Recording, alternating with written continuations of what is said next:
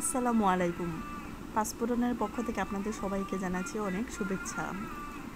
আজকে আমি দেখাবো কীভাবে লাউ চিংড়ি রান্না করতে হয়।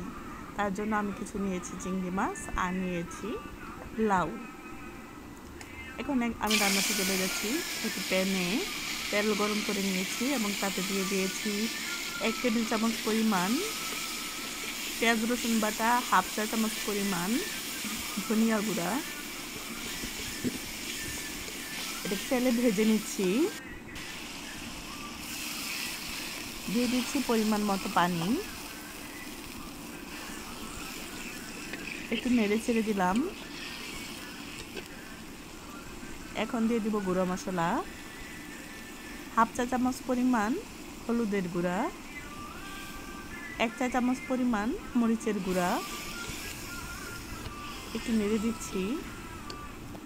এখন দিয়ে দেব স্বাদ মতো লবণ। লাউ রান্নাতে মশলাটা একটু পাতলা দিতে হয়। এখন দিয়ে দিচ্ছি চিংড়ি। এখন চিংড়িটাকে আমি ভালো করে কষিয়ে নিব মশলার সাথে।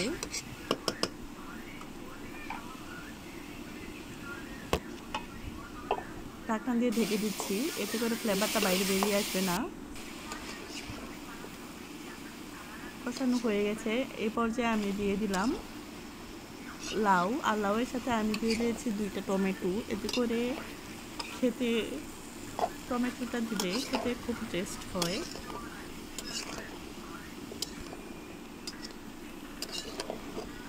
আমি একটু নেড়ে চেড়ে দিচ্ছি।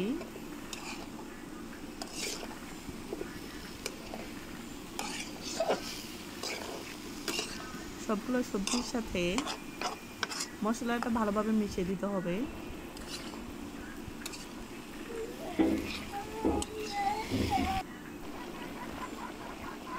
ঢাকনা দিয়ে ঢেকে দিয়েছিলাম। 5 মিনিট পর খুলে দেখেন আমার লাউটা অনেকটা সিদ্ধ হয়ে আসতেছে এবং কষানোটাও কমপ্লিট হয়ে গেছে। এই পর্যায়ে আমি পরিমাণ মতো ঝোল দিয়ে দিচ্ছি।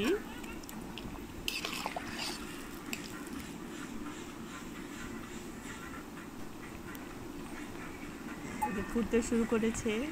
আমার রান্নাটা প্রায় শেষের দিকে।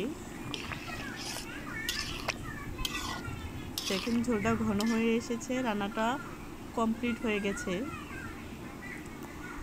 আমার ভিডিওগুলো যদি ভালো লেগে থাকে অবশ্যই আমার পেজটাকে অবশ্যই একটা ফলো দিবেন।